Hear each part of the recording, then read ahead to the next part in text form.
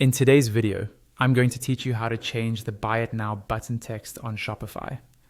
We'll walk through this inside the Shopify theme editor, so make sure you're logged into your Shopify admin before you begin. Once you're in your admin dashboard, look over to the menu on the left-hand side and click on Online Store. This will open up your themes page. At the top of the list, you'll see your current live theme. Next to it, click the option to edit the theme, which will open the theme editor where you can visually customize your storefront. At the top of the theme editor, you'll see a page selector, which is usually set to homepage by default. Click that dropdown. From the list of templates that appears, hover over products and then choose default product. This switches the preview on the right to a typical product page, which is where your Buy It Now button usually appears. On the left side, you'll see a list of sections and blocks that make up your product page. Look for the section that contains your product information.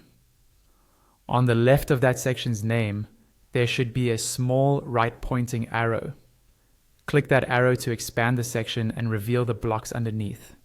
These blocks might include things like title, price, description, and buy buttons. At the bottom of that list, click Add Block, then choose Custom Liquid from the options. This will create a new custom liquid block where we'll add a bit of code. You'll see that new custom liquid block appear in the list of blocks on the left. Click and drag it so that it sits directly underneath the buy buttons block.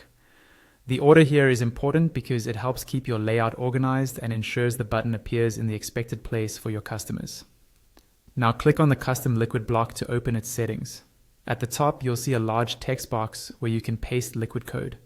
This is where you'll paste the exact code shown in the tutorial. Take your time here. You can pause the video on the code snippet so you can carefully copy and paste it into this box without any changes. Once you've pasted the code, look at the preview panel on the right. You should now see a new Buy It Now style button that is labeled Buy Now.